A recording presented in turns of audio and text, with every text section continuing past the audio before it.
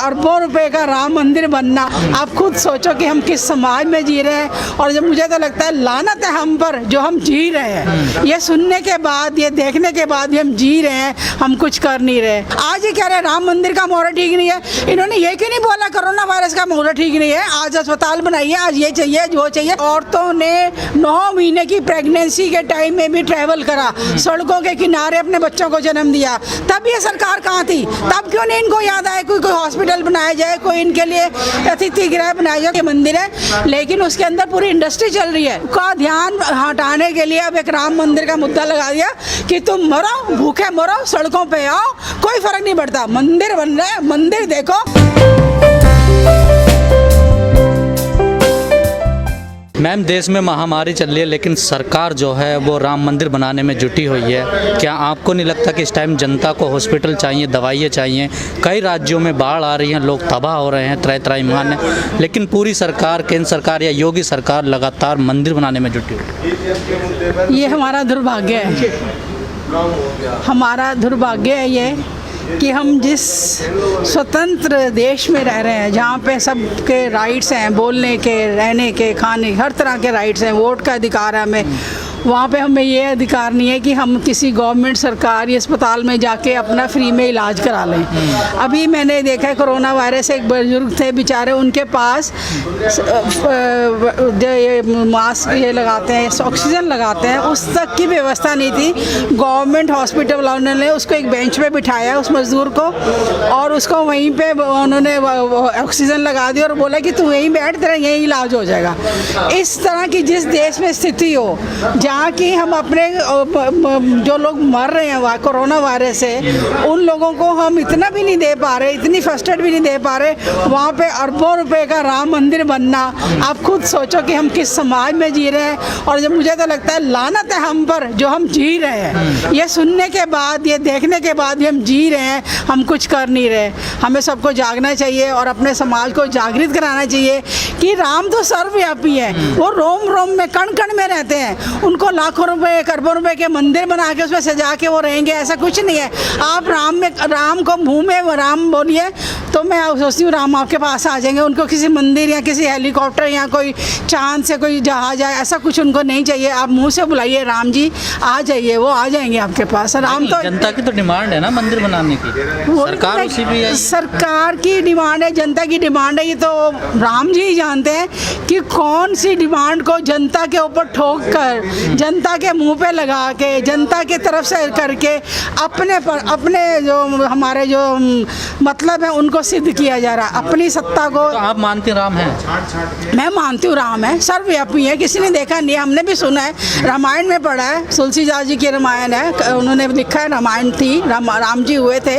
मैं नहीं मानती राम नहीं हुए, राम हुए, राम हैं। और मैं आपको एक छोटा सा वाक्य सुनाना चाहती हूँ, कबीर जी का वाक्य। ये हमारे सिख धर्म में हमने पढ़ा, हमें हमारे बुजुर्गों ने सुनाया कि जो कबीर जी थे, उनकी जो मिसेस थी वो एक बार घर में थी, तो कोई कबीर जी देख लीजिए उनका क्या धर्म होगा, उनके नाम से आपको पता लग रहा होगा, लेकिन वो राम के पुजारी थे। कबीर जी तो राम के पुजारी थे, उनके पास कोई भी आता। लेकिन कई संत कह रहे हैं कि जो मुहूर्त निकाला गया 5 अगस्त को जो भूमि पूजन होना है, वो मुहूर्त ठीक नहीं है, शुभ है। क्या आप इस बात से सहमत हैं? मैं कहती हूँ ये जो एस्ट्रोलॉजर हैं, उन्होंने आज तक ये क्यों नहीं बताया कि कोरोना वायरस आने वाला है? वो कहते हैं मुहूर्त ठीक है, ये ठीक है, वो ठीक है, तो उन्होंने ये क्यों नहीं बताया कि इतना बड़ा संकट सारी दुनिया पे आने वाला है? तब इनकी एस्ट्रोलॉजी कहाँ गई थी? तब क्यों नहीं है बोले? आज तक कोई एस्ट्रोलॉजर नहीं बोला कि ये मुहूर्त आने।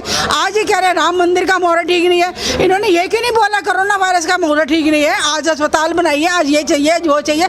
आज तक मैं किसी एस्ट्रोलॉजी को चैलेंज नहीं करती, लेकिन मैं उन सब एस्ट्रोलॉजर से पूछना चाहती हूँ जो इतनी बड़ी बड़ी फीसें लेके 5 स्टार होटलों में बैठ के अपने धंधे चलाते हैं, कि ये आपने किसी को क्यों नहीं पता लगा कि ये संसार में इतनी बड़ी महामारी आने वाली है?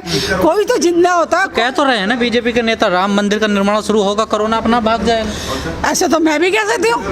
अब मैं कहती हूँ मुझे बना दीजिए प्राइम मिनिस्टर, मैं आप सबको बड़ा सुख दे दूंगी। आप मान लेंगे मेरी बात? आप मान लेंगे? बीजेपी के नेताओं की बात तो मान रही है ना जनता, तो हमारी भी तो डिमांड है। ये मानकर बात सुनिए, इसीलिए दे रही है ना क्योंकि हम अपने अधिकारों से, अपने जो हमारे हमें अधिकार मिलने चाहिए, उनसे वंचित है, हमें पता ही नहीं। तो आप खुश नहीं है राम मंदिर का निर्माण हो रहा? मैं ये नहीं नहीं कहना चाहती, मैं किसी की धार्मिक आस्था को ठोस ठेस नहीं पहुंचाना चाहती, लेकिन मैं चाहती हूँ कि देखो घर में अगर किसी को भूख लगी है ना तो माँ पहले रोटी बनाती है ना कि पहले माँ कहती है मैं पहले कपड़े धोऊंगी तब मैं तुम्हें रोटी दूंगी। तो आप खुद ही सोच लीजिए, हमारे जो माननीय प्रधानमंत्री जी हैं यहाँ पे जब हमारे करोड़ों लोग, इतने लोग की नौकरी चली गई, इतने हजारों करोड़ लोग सड़कों पे आ गए, मर गए, अपने घरों में नहीं पहुंच सके, सड़कों पे उनका बुरा हाल हुआ है, रास्ते में सोते हुए लड़कियों के रेप्स हुए हैं, कितना कुछ हुआ बताएंगे तो आपको रोंगटे खड़े हो जाएंगे कि जो इन्होंने अभी एक 24 मार्च को जो लॉकडाउन करा था उसके बाद जो ये प्रवासी मजदूरों के साथ जो हुआ, आप अगर वो हिस्ट्री को पढ़ेंगे जाके किसी यूट्यूब में कहीं पे पढ़ेंगे तो आपके रोंगटे खड़े हो जाएंगे कि औरतों ने 9 महीने की प्रेगनेंसी के टाइम में भी ट्रैवल करा, सड़कों के किनारे अपने बच्चों को जन्म दिया। तब ये सरकार कहाँ थी? तब क्यों नहीं इनको याद आया कोई हॉस्पिटल बनाया जाए, कोई इनके लिए अतिथि गृह बनाया जाए, कोई सराय बनाई है। हमारे तो अच्छा हमारे पुराने बादशाह महाराजे थे जिन्होंने बड़ी सराय बनाई थी, पूरा रास्ता अगर चलता तो सराय अभी भी जहाँ हम इस तरफ रहते हैं महरौली की तरफ में वो बड़ी सराय है। लेकिन मैम ये तो कड़वी सच्चाई है, इतिहास भी गवाह कि गरीब मजलूम मजदूर तो मरने के लिए पैदा होता है। मजदूर मरने के लिए पैदा होता है, क्यों? ये किसान कहाँ पे लिखा है? ये किसने लिखा है? कहाँ उसका कौन उसका हित की बात करता? कहाँ हमारे डॉक्टर अम्बेडकर ने करा, उन्होंने एक ऐसा संविधान बनाया था जिसमें एक वाल्मीकि को जो भी थे उनको 2 वोट का राइट दिया था जो गांधी जी के करके वापस हुआ। ठीक है, ये मुझे इतना डिटेल में नहीं मैं जाना चाहती, लेकिन मैं बताना चाहती हूँ कि हमें हमारे राइट्स हमारे डॉक्टर अम्बेडकर जी ने दिए थे जो आज के टाइम में हमें नहीं दिए जा रहे हैं। तो क्या आप उनकी विचारधारा से सहमत हैं? मैं बिल्कुल सहमत हूँ, डॉक्टर अम्बेडकर की विचारधारा से मैं बिल्कुल सहमत हूँ और मैं उनको मानती हूँ। तो फिर आप तो राम मैं उन पर बड़ा घमंड करती हूँ। क्या? तो फिर आप तो राम को भी नहीं मानती हूँ? मैं राम जी को मानती हूँ। तो ये दोनों एक साथ कैसे चलते? क्यों चलते नहीं है? सारा राम रहीम सब एक है, वाहिगुरु अल्लाह सब एक है। बाबा साहब की विचारधारा में उनकी जगह नहीं है ना, राम की जगह नहीं है ना। बात सुनिए, वो अलग बात है, उनके टाइम में जो था, लेकिन जो हम जिस समाज में जो 1900 मेरा जन्म 1956 का, मैं जिस तरह पैदा हुई हमें सिखाया गया अल्लाह राम ईश्वर सब एक है। लेकिन एक सवाल खड़ा हो रहा है कि जो राम मंदिर बनना है, कुछ लोगों का कहना है कि एक बड़ी कंपनी एक बड़ी फैक्ट्री बननी है कुछ लोगों के लिए। फैक्ट्री है आजकल, क्या है, मंदिर गुरुद्वारे पूजा घर जो भी बनता है ये एक प्रोडक्शन है, एक संस्थान, एक धार्मिक, मैंने आपको बता दिया ये मंदिर है, लेकिन उसके अंदर पूरी इंडस्ट्री चल रही है। उसके अंदर पुजारियों की नौकरियां हैं, उनके बच्चों की नौकरियां हैं, उनके सफाई कर्मचारी हैं, उनके किचन चल रहे हैं, उनके प्रसाद चल रहे हैं, उनकी भगवान की पोशाकें बन रही हैं, आने वालों के लिए अतिथि गृह बन रहे हैं। तो ये पूरी इंडस्ट्री चलेगी, एक राम मंदिर बनने से पूरी की इंडस्ट्री बनने वाली है। क्या राम मंदिर के पीछे लोगों को गुमराह किया जा रहा है कि जो जरूरी सवाल हैं वो ना पूछे जाएं सरकार से? ये तो है ही है, ये तो हमेशा होता है, ये तो हमेशा होता है। आज की डेट में जब यहाँ हिंदुस्तान का मजदूर सड़कों पे आ गया, भूखमरी से मर रहा है, उनके पास रोटी नहीं है, उनकी कोई नहीं सोच रहा, उनके बारे में किसी को चिंता नहीं है। नौकरियाँ चली गई, रेलवे बिक गया, कोल्स बिक गया, अब इलेक्ट्रिक डिपार्टमेंट बिक गया, बिजली का तो पहले ही बिक गया, पानी भी बिक गया, अब हमारा सफाई कर्मचारियों का भी बिक जाएगा, थोड़े दिनों में सब कुछ बिक जाएगा। लेकिन उन सबका ध्यान हटाने के लिए अब एक राम मंदिर का मुद्दा लगा दिया कि तुम मरो, भूखे मरो, सड़कों पे आओ, कोई फर्क नहीं पड़ता। मंदिर बन रहा है, मंदिर देखो, मंदिर के लिए भाई हम भी हिंदू समाज से रखते हैं। लोग कह रहे हैं आरएसएस का हेडक्वार्टर बनना है, वो राम मंदिर नहीं बनना यार। और आरएसएस का बने जिसका मन है, लोगों को तो आने वाला ना एक टाइम में जो हमारे जो गरीब लोग हैं उनको तो कुछ नहीं मिलने वाला। आरएसएस बनाए, गरीब लोग चंदा तो दे रहे हैं ना मंदिर बनने के? कोई नहीं दे रहा, ये सब बाहर से चंदे आ रहे हैं, फॉरेन कंट्री से। गरीबों के पास तो अपनी रोटी नहीं। आप बताइए आपने कितने चंदे दिए आज तक, कितनी रसीदें कटाई हैं? मैंने नहीं कटाई, मेरे पता, मैं तो वैसे भी रिटायर्ड हूँ, मेरे पास कोई पैसा नहीं है, मैं किसी मंदिर गुरुद्वारे के लिए नहीं देती। हाँ, मैं किसी भूखे को रोटी जरूर खिला देती हूँ, मैं किसी मंदिर गुरुद्वारे में नहीं जाती। ये सब करप्शन का चांदी की ईंटें दे रहे हैं, सोने की ईंटें दे रहे हैं, वो सब फॉरेन से आ रहा है, सब एनआरआई दे रहे हैं जिनके पास बहुत पैसा है, उनको लग रहा है कि बहुत पाप कर लिया, अब थोड़ा मंदिर को देके अपने पाप धो ले। क्या 2024 की तैयारी, जैसे कहा जा रहा है कि 2023 में ये मंदिर कंप्लीट हो जाएगा, 2024 में लोकसभा चुनाव होने, तो क्या बीजेपी 2024 की तैयारी कर रही है? हो सकता है बीजेपी लीडरों की वहाँ पे मूर्तियाँ भी लग जाए, कोई बड़ी बात नहीं है। मंदिर के एंट्रेंस में, मंदिर के कहीं पे उनकी मूर्तियाँ भी लग सकती हैं। आप भी कुछ कोई भी, मैं मुझे क्या पता उस टाइम मोदी जिंदा होगा, मैं जिंदा होंगी, कौन। 2024 बहुत बड़ा है भाई साहब। आप थोड़ा बच्चे, मेरे बच्चे, आप कल का पता नहीं, आज के बाद अगले सांस का पता नहीं कि कब कौन सा बीजेपी तो 50 साल का टारगेट लेके चल रही है ना, 50 साल राज करना। बात सुनो, ऐसे तो बड़े अकबर बादशाह आए, शाहजहां आए, ताजमहल बना गए, लाल किले बना गए, चले गए ना।